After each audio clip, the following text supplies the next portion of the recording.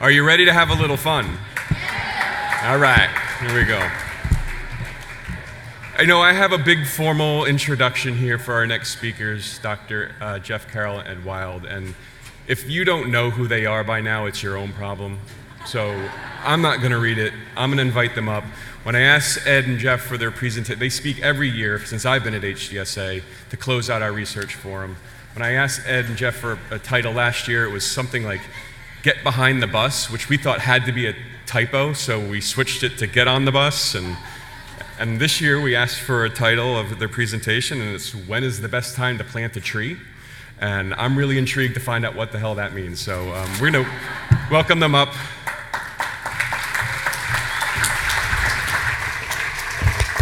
Thanks, man. Hey, hello, Hi. Baltimore. Hello, Baltimore. Good. You ready to That's wrap your something hands? you can say. Wow, it's awesome to see so many people here. This is an amazing turnout and a fabulous convention. And we've been listening to some of the talks today and previously, and they're all tough acts to follow. And I have to say that the science that's presented gets better and better each year. And this has been a super exciting year. So, I'm Ed. I'm the English one, the short one, and the funny one. I'm Jeff, which by default makes me the slightly taller and maybe marginally better looking one. And we're both okay with that. Because we were really young when we started doing this, and now we're really old. And so now we have to do these grown-up financial disclosure slides. It's serious stuff, though, because if the guy who grows the cherries tells you that cherries will cure Huntington's disease, maybe that's true, but you have to bear in mind that he's the guy who grows the cherries. So I think it's important to request disclosures, financial disclosures from the people who are trying to tell you things and maybe get you to do stuff. So here are mine. I have undertaken paid consultancy work for Ionis and Roche and Shire Pharmaceuticals. All of the payments from that research went to my employer, UCL, which kind of sucks, but there we go. But it was to fund my HD research. I am an investigator on two of the trials that we're going to be talking about, the Ionis Huntington lowering trial and the Legato HD trial. So Jeff is going to talk about those, but later on in the research, in the clinical trials forum, I'm going to be talking officially on behalf of the sponsor of the Ionis Huntington lowering trial. I have no financial interest in the outcome of any trial or any of the research that I'm going to be presenting. And here is Jeff's disclosure. To my great regret, I haven't grown up like Ed, and I have absolutely no financial disclosures to report. If please, God, you want to change this, just meet me later in the lobby. I'll be taking donations. I'm a basic scientist, so I treat mice for a living, which is about as exciting as it sounds. And so I don't have any financial disclosures to report. But he will pole dance for money. Later. That's later this evening. So, as ever, we're going to give you an update about all of the cool stuff that's happened in the past year. But a key theme of our talk today is the importance of context. So it's perfectly fine to get excited about something, but it's also really important to know the context. You really have to know the background to a thing in order to understand the importance of the thing and the significance of the thing. So we're going to tell you the exciting stuff, and then we're going to try and change the perspective and give you a big picture overview of where we've come from and where we're going. I'm really glad you're talking during that slide.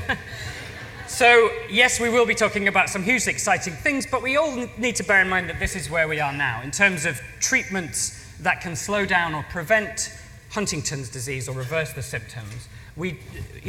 Despite several decades of research, we don't have any treatments that have been licensed that can do that yet. But that is what we're working on. And so we really need to figure out a way of getting from there to treatments. And you may have seen this kind of slide before. It's the drug discovery pipeline. It's how pharmaceutical people think and science people think about how drugs are made. You start on the left with an idea, and on the right, drugs come out. And the thing about the pipeline is it flows in one direction. And I guess the idea is that patients have to sit at the end of this pipeline with a bucket, waiting for the drugs to come out. It's one directional, and it's all very passive. And actually, we think that's not how HD research is, and it's certainly not how it should be. We think it's more like a tree. So that's why the word tree is in the title of our talk. Georgie, there we go. And just like a tree, the HD research endeavor has various components. So at the base of this tree, of course, is its roots. It's got a trunk, it's got branches, it's got leaves, and we're going to start by talking about the roots. And so for us, the roots of this tree that are eventually going to lead to the fruit of drugs for people with Huntington's disease is the global HD community. So I think all of us here are part of a really incredible network of organizations founded and supported by patients and families, and this is the critical roots of the tree that are someday going to lead to the development of drugs. So there's an incredible amount of organizations, sometimes a bewildering amount of organizations, all of whom are working on their own little piece of the puzzle. So we have patient organizations like the HDSA, clinical organizations like the Huntington Study Group. We've got youth organizations like the HDSA's NYA and the HDYO camp. I'll say last summer I was at a camp put on by HDYO here in Maryland, actually, and got to meet with some young people. I don't know if any of them are here. My very quiet fan club.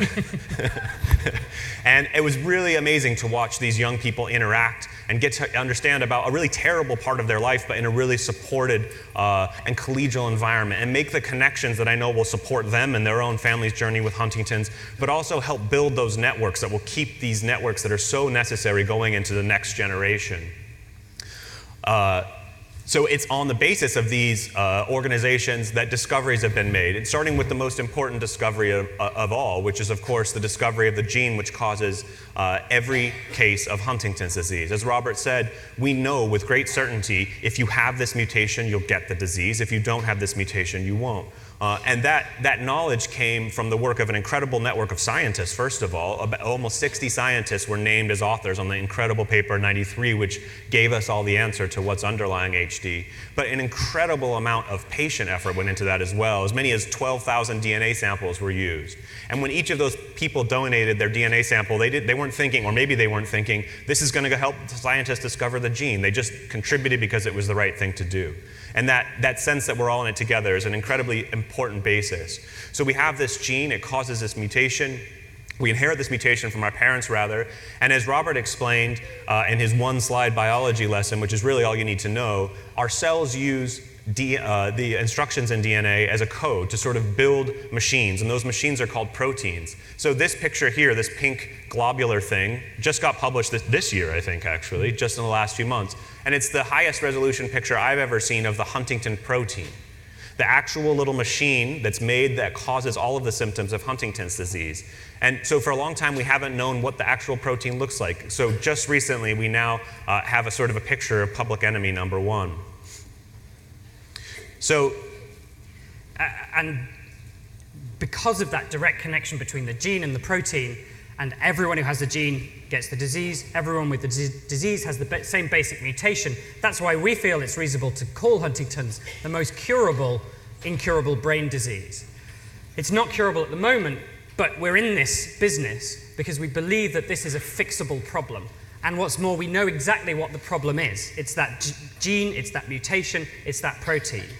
And as Robert alluded to, other diseases which may be more common, other brain diseases which may be more common, don't have that massive head start. So Alzheimer's, less than 1% of people with Alzheimer's have a known genetic mutation. The vast majority, we have no idea what causes Alzheimer's disease in those people. We have no idea what causes the vast majority of cases of Parkinson's disease. But we know exactly what causes every case of Huntington's disease. And since 1993, for 22 years now, the best scientists around the world have been focusing with laser-like attention on that gene, that mutation, that protein, and the consequences of those in our brains. And it's an approach which has yielded huge progress, and we're going to talk about some of that today. So what's next after the roots is the trunk of the tree. So we think that the observations that are made in people lead scientists to start trying to understand the root causes of how this mutant protein kills cells and causes all the symptoms that we think of as Huntington's disease. So there's a lot of things that we can do in the lab that you may not see every day. Right now, in labs in Baltimore and around the world, scientists are working on Huntington's disease. And families and patients and people outside the scientific world might not realize that. And sometimes people might wonder, well, why are we doing this? Like, we don't really care about mice. There's a lot of things that we can do in the lab that would be impossible, unethical, or very hard to talk people into doing. So we can learn an awful lot. With the basis of knowing this gene matters to people, we can go back to the lab and use mice and cells and worms and slime molds, as Robert talked about, to make really fundamental discoveries of how that mutant protein causes the changes that lead to the brain cell death that we recognize as Huntington's disease. Scientists like me can take mutant Huntington genes from people, which we know cause HD in every human that has HD, and put it in a mouse, and the mice get sick in ways that somewhat resemble Huntington's disease. So a fundamental discovery that was made that we've talked about earlier, but I think it's worth reiterating over and over again because I think its message is very hopeful.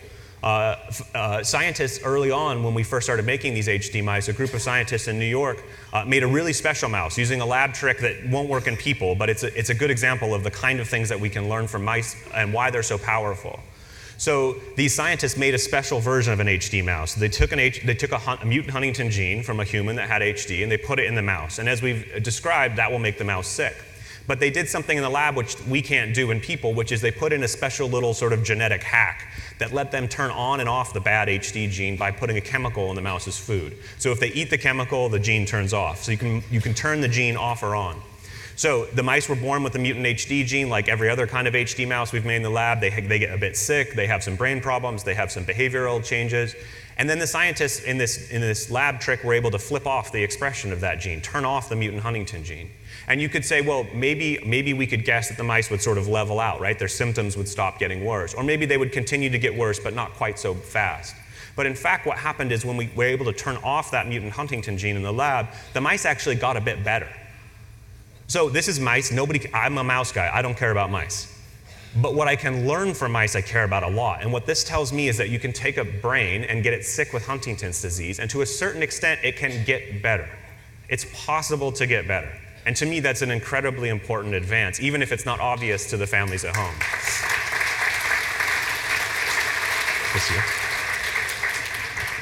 So that's just one example. That's one experiment that happened in the year 2000. But every day, in every lab across the world, right now in America and in other countries, people are working on Huntington's disease. There are lab technicians annoyed that they are working at the weekend, but they are doing it anyway.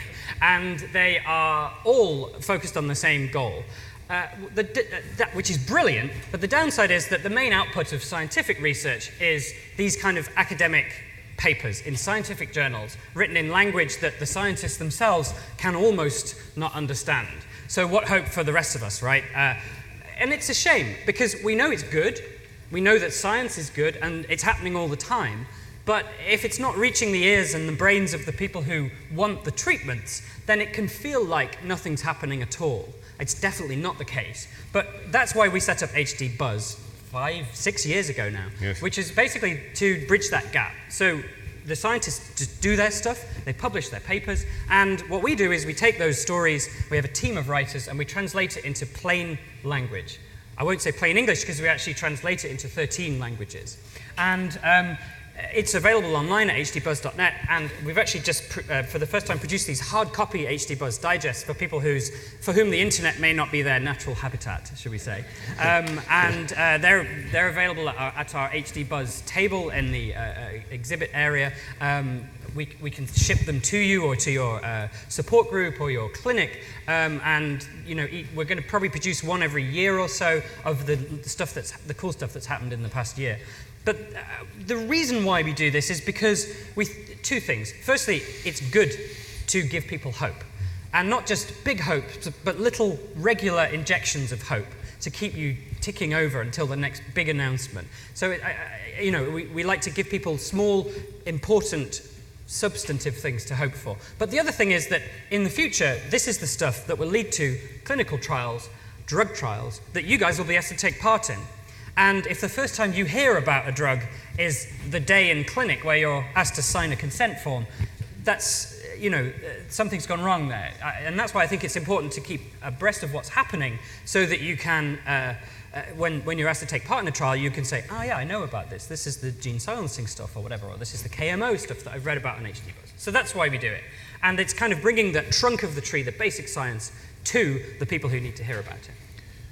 The branches of this tree, as we're envisioning it, is what we call observational clinical research. So all this means is anytime you go into a clinic to be studied as a member of an HD community, but you're not participating in a drug trial, the kinds of studies scientists do, as Robert said, to make precious observations in the people to whom the disease matters. So observational research can involve things like brain imaging, providing samples like blood or cerebral spinal fluid samples, doing cognitive testing, or donating samples. Here's Ed taking cerebral spinal fluid from a patient. I think this was on her Instagram. My patients are really cool. So in HD, we've got tons of these. I mean, we must have more observational evidence on Huntington's patients than maybe any other group in the world, thanks to studies like, and give a shout if you are a participant in any of these studies. Predict HD. Yeah, thank you. Cohort, Pharos, Track HD, and finally Enroll HD. Give a cheer. So these observational studies are incredibly important. Some of them have kind of wrapped up and are not recruiting anymore, like Track HD. Some of these observational studies have joined together to form this new study, Enroll HD. And I would really encourage everyone who's a member of the HD community is eligible to participate in Enroll HD.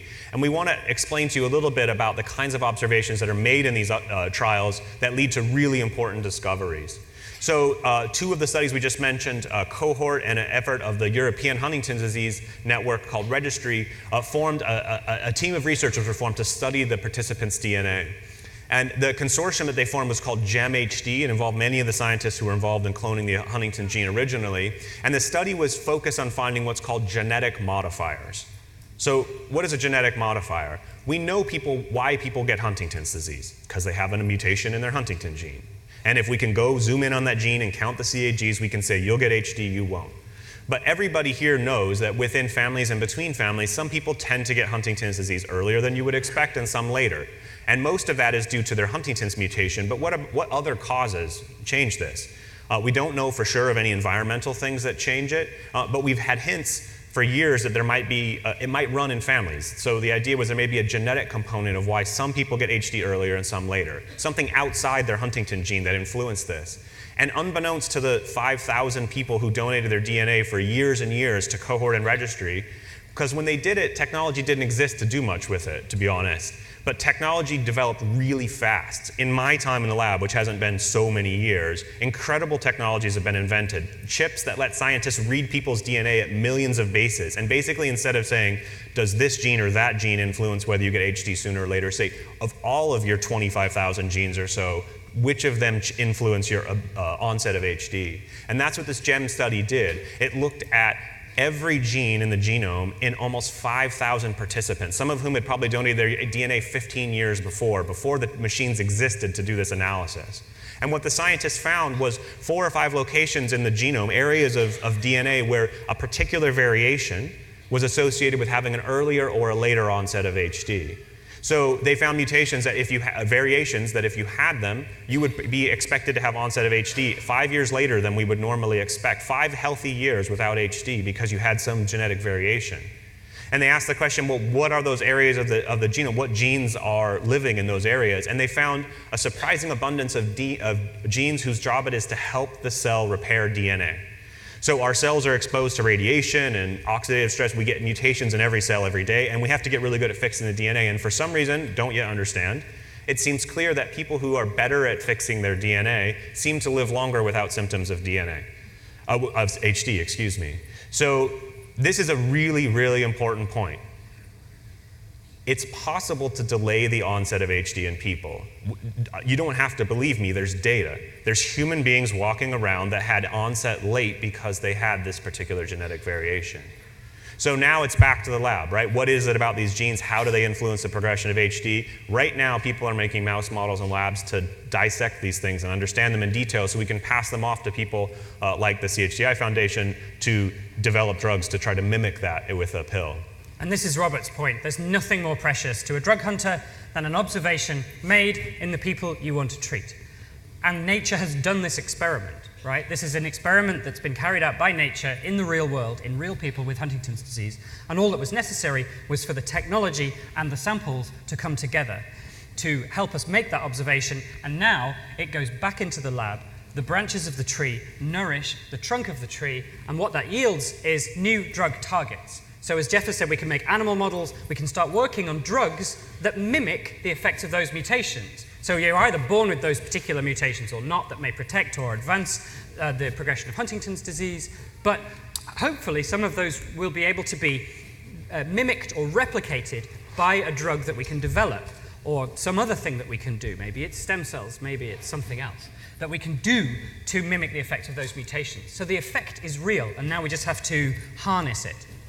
But the information flows in both directions, and that's why we like the tree rather than the pipeline. So the people who took part in all of those observational studies are feeding information back to the lab to drug targets to work on, but the information is also being fed upwards into the leaves of the tree, which is the clinical trials. So the reason that it's such an exciting time right now is in part because of all the clinical trials. But crucially, the reason that we are able to run and recruit and design clinical trials effectively for HD is largely on the back of all of the people who took part in all of these observational studies. So studies like TRACK-HD and PREDICT helped us to figure out what brain scans we need to do, what blood tests we need to do, what thinking tests we need to do, and how many people we need to study for a particular drug, and how long we need to run the trial for, and start thinking about the problem of running trials before symptom onset, when you can look at people and nothing changes whether the drug is working or not. So how can we look inside the brains of those people? We will get those answers because people participated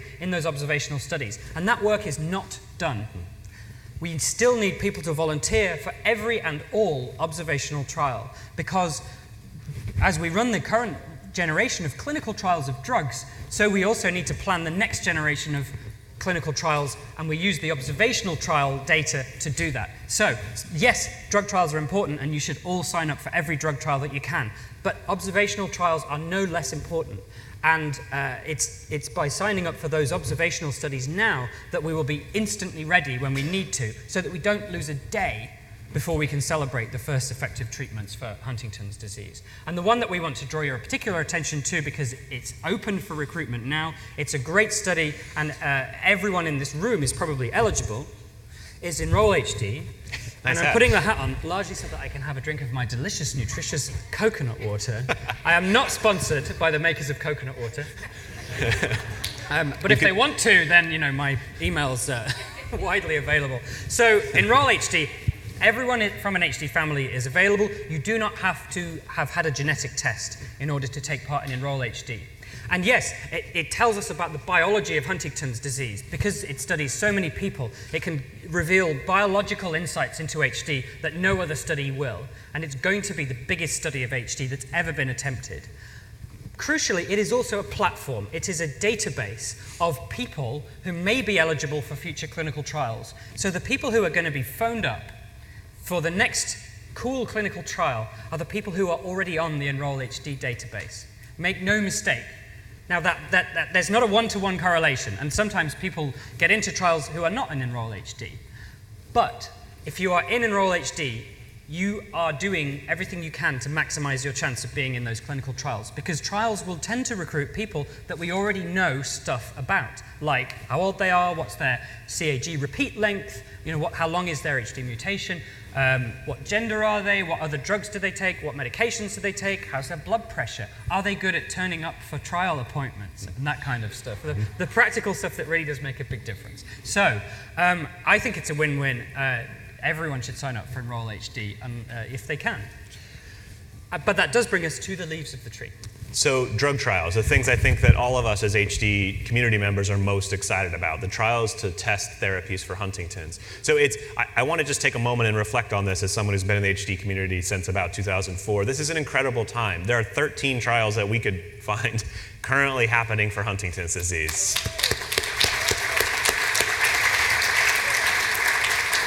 There's so many that I feel like I have a hard time keeping track of all the new trial announcements. And in many cases, although not all, but many cases, these were drugs that were actually designed with Huntington's disease in mind. So not just generally protective drugs, but drugs which might actually target specific things that are wrong in HD. We think that this gives these drugs the best chance for success ever. And we're excited to talk about these, although we don't have time to talk about 13. So we just picked a few that we're particularly excited about. We wanted to mention some highlights to you. But the HD Insights publication, which comes from the Huntington Study Group, is every issue, it comes out every quarter, I think. Every issue contains a table of every HD trial that's either recruiting or in progress. And so that's you can just Google HD Insights, and it's a really good place to get a complete, comprehensive list of every trial that's happening. And the other resource that's super important here is HD Trial Finder, which is on the HDSA website. We'll come back to that.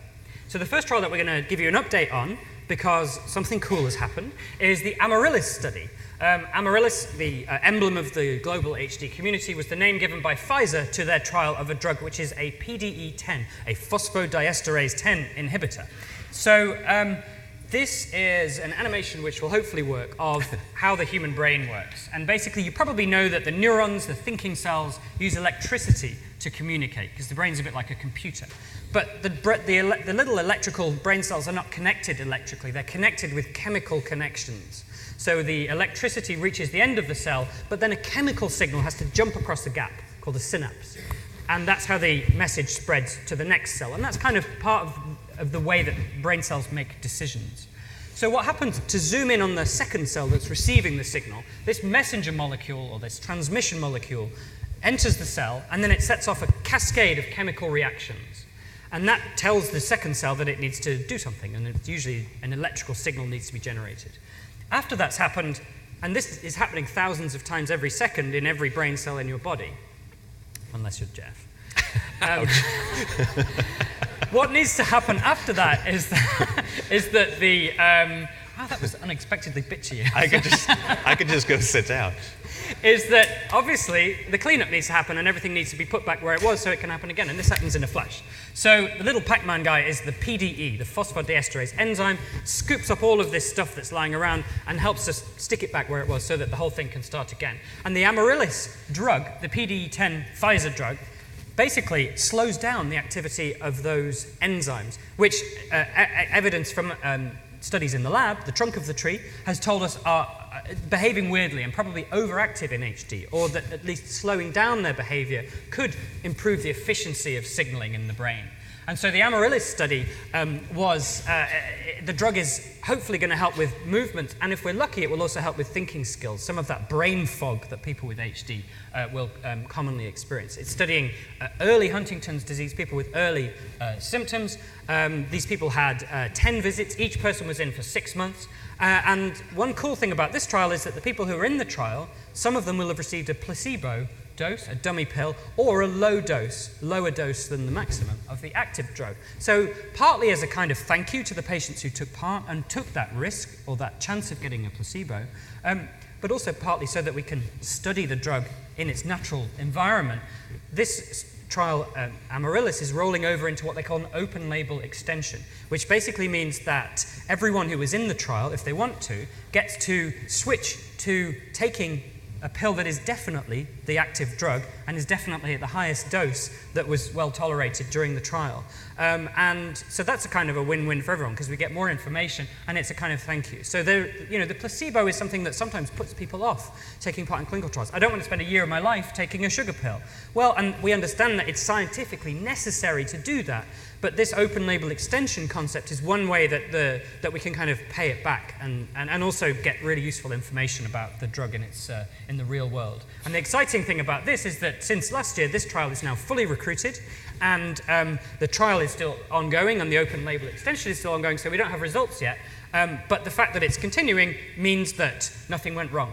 Okay, so this drug isn't a calamity. Yay!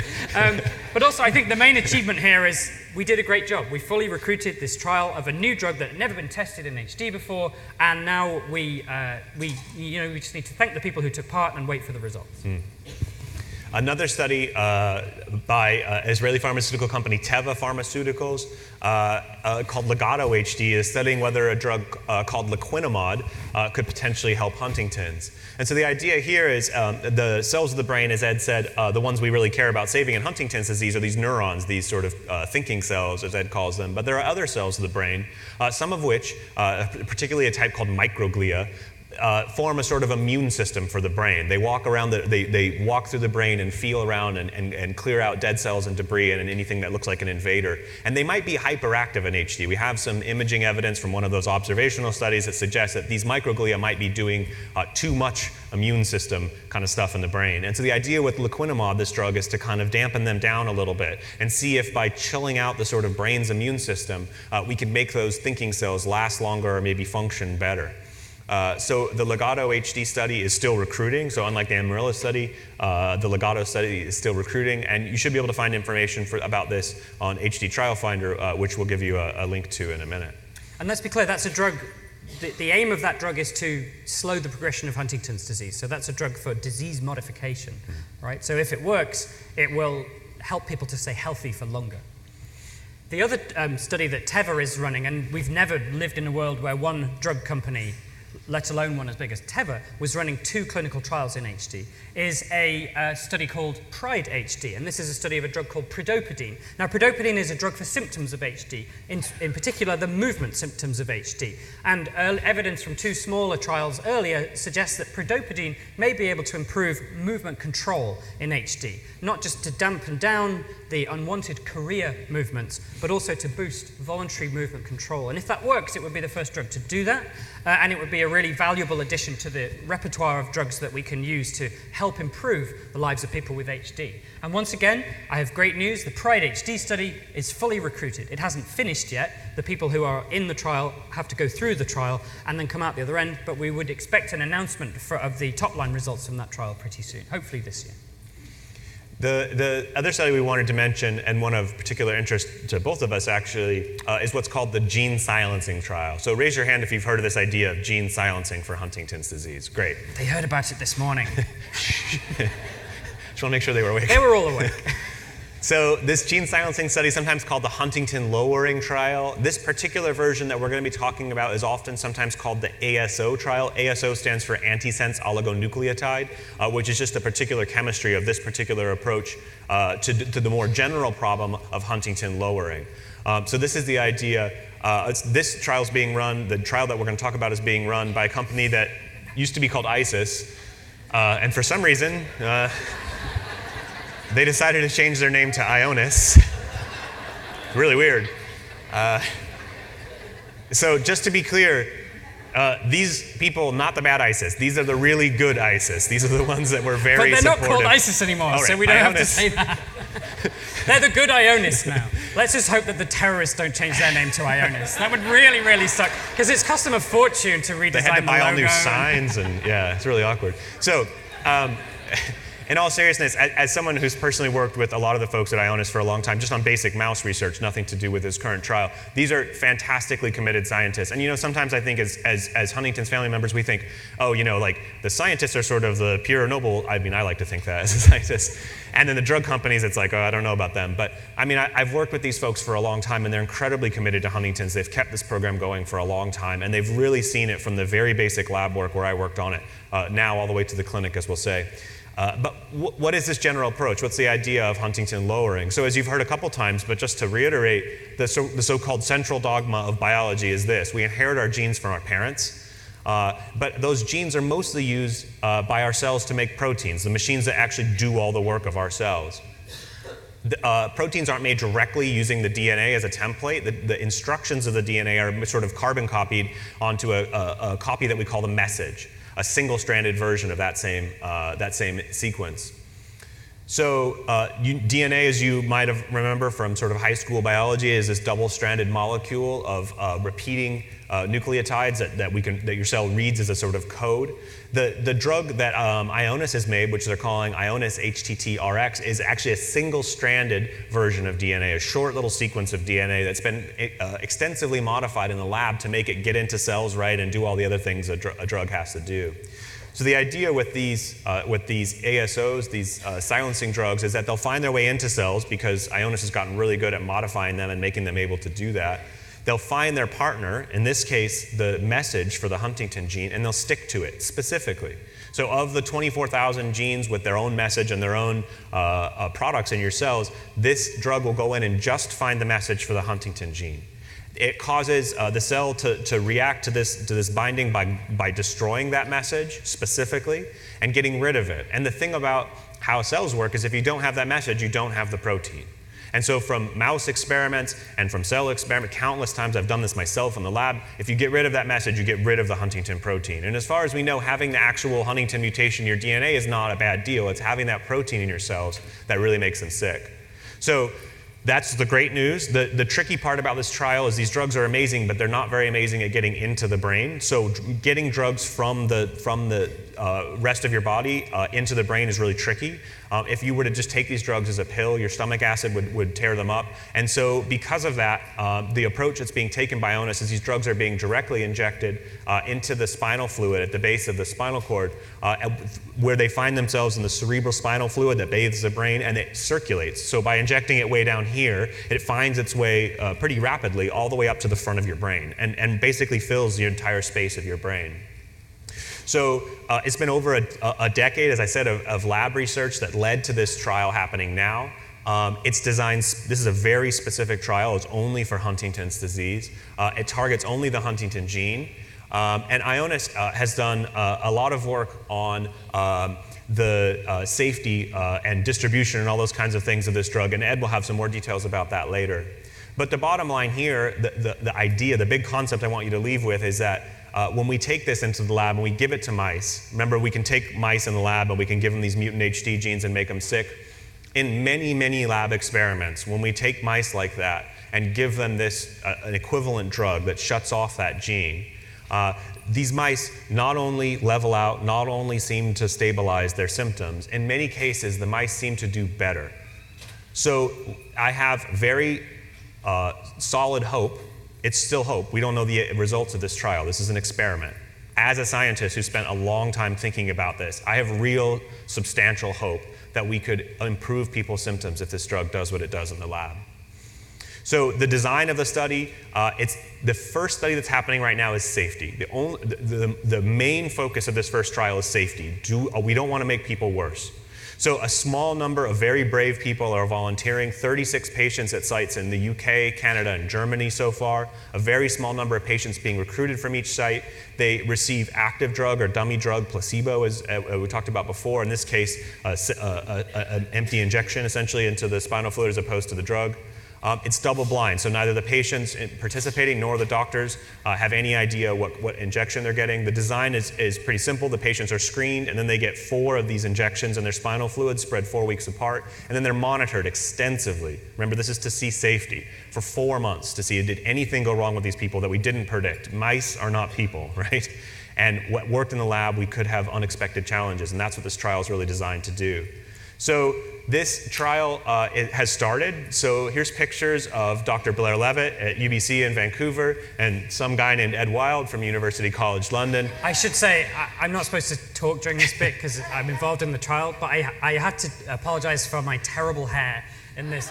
It was quite a stressful week, and the person I was giving the drug to is, I've known her for 10 years, and she's like a good friend of mine by now, and I was about to inject her with something that might kill her, so my hair was really bad because of that, and I promise to do better in future. So I think it's worth just taking a second here, because I know there's a temptation and there's a sort of fatigue that happens when you're in this community, right? Because you hear various things, you get excited about this, and it doesn't work out. And I've experienced that too. I know sometimes things seem hopeful and they don't pan out. we live in a different world. Since September of 2016, when these first drugs were administered, this is a turning point in the Huntington's disease community. Thank you. So, will these drugs work? No one knows. I don't know, no one knows. But there are people who have drugs in their brains right now that in mice and in monkeys and in every other way we know how to look will reduce the production of the mutant huntingtin protein, which is the most targeted possible approach to Huntington's disease. There's no reason this won't work, and a lot of reasons to be hopeful that it will. So I think there's another temptation here that I want to briefly mention, because I know everyone wants to be in this trial, right? Everyone wants to be one of those 36 people, because this is exciting. And you know what? It doesn't matter. Those 36 people are going forward in that kind of risky first safety trial for all of us, right? They're doing it on behalf of all of us. Because if it works for them, it will work for all of us. So we don't need to rush in and say, I have to be one of the 36. Those 36 people were chosen for very specific reasons by the clinicians that know them, so they could run this trial as fast as possible so the next trial can get to more of us. So I think that we owe those 36 people, in particular, a round of applause on behalf of all of us.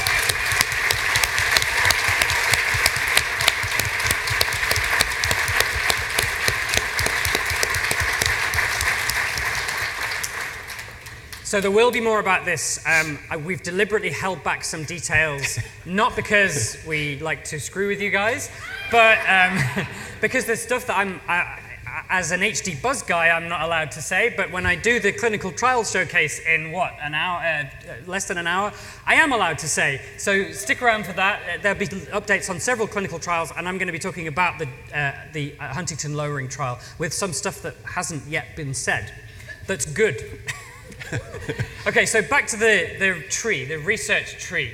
The leaves were the clinical trials, and if we're lucky, one or other of these trials or the next lot of trials will produce the fruit that we're looking for, which is effective treatments for Huntington's disease. And in wrapping up, I think what we want to do is reiterate that this is a tree that it is the responsibility of everyone in this room and everyone beyond in the whole global HD community to nurture. We all have a responsibility to look after every part of this tree, okay? So it's not just the clinical trials that need volunteers, it's the other stuff as well, it's the observational trials. And the information will only flow in both directions if all parts of the tree are being looked after as effectively as possible. So on the clinical trials, it's actually like we've said, there are 13, and several of them are still recruiting, okay?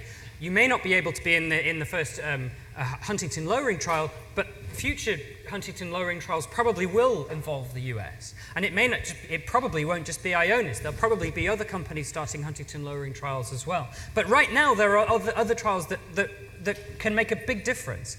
And, it's likely that we're going to need more than one drug, in all honesty. The Ionis drug may be brilliant. If we're really lucky, it will be absolutely great.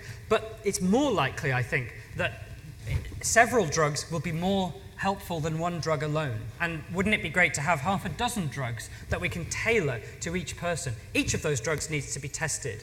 And the HDSA, with that in mind, has created this HD Trial Finder system. It's on the HDSA website. You put in a few very basic details about yourself, and it's all obviously completely confidential. And then it very quickly gives you a feedback. I mean, it's things like your zip code and your age and whether you had a genetic test. Very quickly you get a list of clinical trials and projects that you can get involved in near to you, with phone numbers, access to trial information, email addresses. So sitting here, not during our talk, but maybe during the break, you could all do that now and produce a list, and produce one for your brother, your sister, your mum, your niece, your nephew. Everyone, I think, needs to at least know what trials they could be eligible for, and maybe reach out to the teams and say, what would this involve? And let's see if we can make it work. And I wanted to interject just for a second, sorry, to say that as many of you know, I'm an HD family member, and I think one thing is sometimes we're preaching to the choir here, right? The folks here are the self-selected group of the HD community, really a subgroup that's engaged enough and animated enough to come to this meeting, which is fantastic. But by definition, you're related to people who aren't. And if your family's anything like mine, there's folks that are not this plugged in. You guys are a really great tool, especially in the age of social media, to share things like a link to the Trial Finder website. And doctors like Ed aren't allowed to cold call your nephew who won't really talk about HD, right? But you can share this on Facebook Facebook, and his kids might see it and might click on it and might be the next participant that fills the next trial. So please, there you go.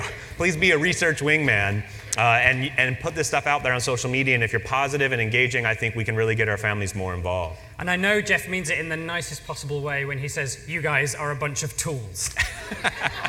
I don't think I said that. You did. You said you're a really useful tool. Oh, sorry. We know what he means.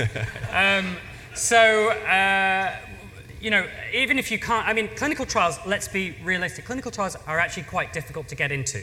Very specific age ranges, small numbers, generally a small number of sites.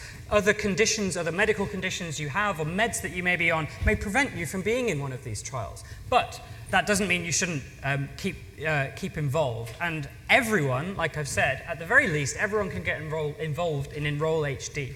It's enrollhd.org, and like we've said many, many times, you may get sick of hearing it, but we're never going to get sick of saying it. This is perhaps the most important tool for securing the future, the next generation of clinical trials, not only in terms of trial numbers of people eligible to participate, but also in terms of having the resources and what we call the outcome measures, so the ways of measuring HD that we will need in order to run those trials effectively.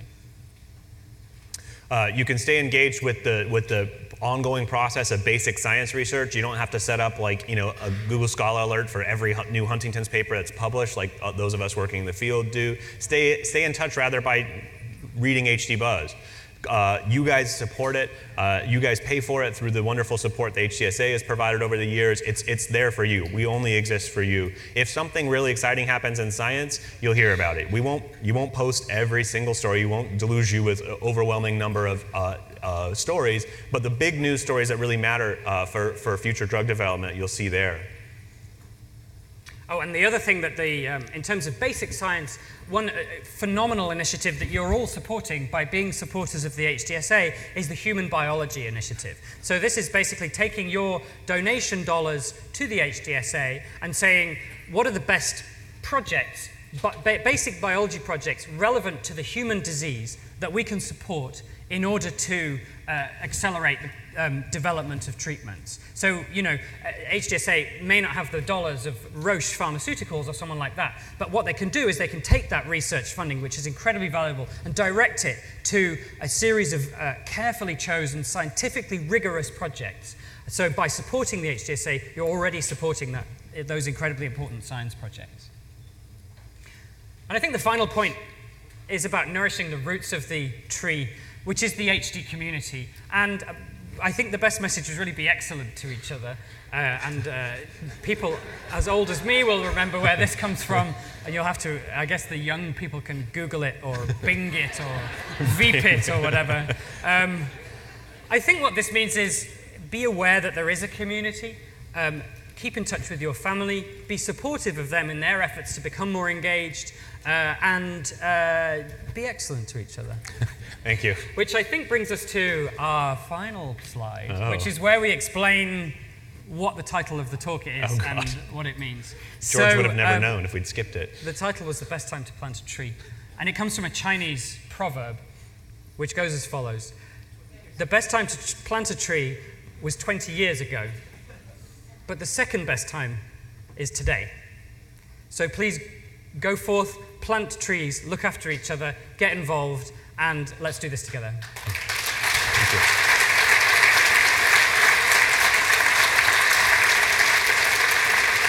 Questions?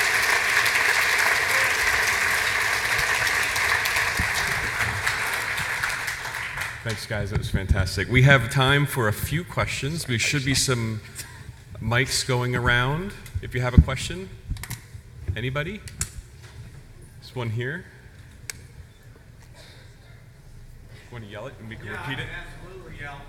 There's been a lot of research linked to the benefits of fasting, especially in HD patients. Can you speak to specifically to the benefit of the DNA repair process during extended fasting periods? Do you want to repeat the question? Oh, so the question was about fasting, which, believe it or not, in lab animals anyway, is a really effective way of extending their lifespan. And about whether that could involve the DNA repair pathway that we talked about. As far as I don't know of any published studies in HD patients about fasting. No, I think what we have is clinical experience in HD, which is a bit special in the area of neurodegeneration, because in HD, I mean, in Alzheimer's disease, say, there isn't a kind of metabolic syndrome that goes with that disease. In Huntington's disease, people need more calories to stay the same weight. And generally speaking, if people lose weight, so if they have a prolonged period where they're not getting enough calories, the symptoms tend to be a bit worse, actually. So it may be that in general, and certainly in experimental models, fasting, particularly for short periods in a kind of concerted way, can give a kind of metabolic boost, and it can kind of be somewhat helpful in ways that we totally don't understand for cellular function. In Huntington's disease, the cells are a little bit like, I don't know how many of you drive stick, as I believe you call it, or what we call a manual car, but it's a bit like you're driving on the highway, but the clutch pedal is kind of half pressed down. So you need to give more gas in order to obtain the same speed. And all of that kind of revving makes the energy kind of evaporate into the air. In HD, it's a bit like that. And I'm sure many of you will know people who have lost weight around about the time the symptoms began or during the course of the disease. And we can actually kind of prevent that by topping up the calories or giving more in the way of protein, especially. And when people, for instance, struggle to swallow in HD, their symptoms will often go crazy, and the movements will get worse, and someone will just feel really miserable and sad.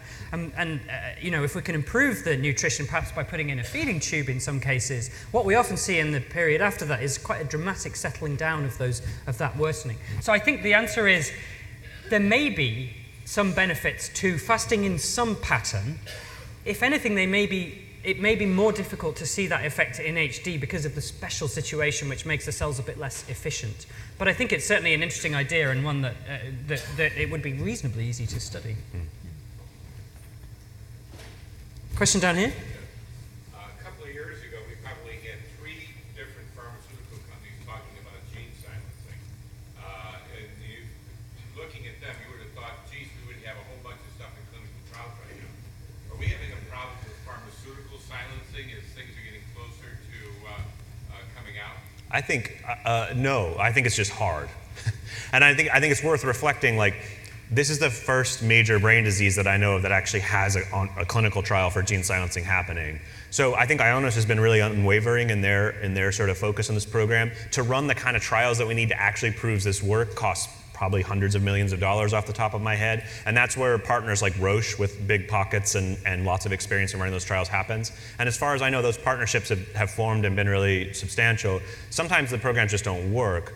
There are other things that we didn't have time to talk about that are earlier stage, so something called zinc finger nucleases, which a company Sangamo and Shire are working on. So we kind of haven't talked about everything that's happening, and they're at different stages of development. And there are newcomers as well. Right. You probably heard from earlier on about the talk from the Wave guys, who are a brand new entrant to the antisense oligo silencing field, who are taking an approach that involves focusing on whether the molecule is left-handed or right-handed, believe it or not, which helps to improve, may help to improve the way the drug works.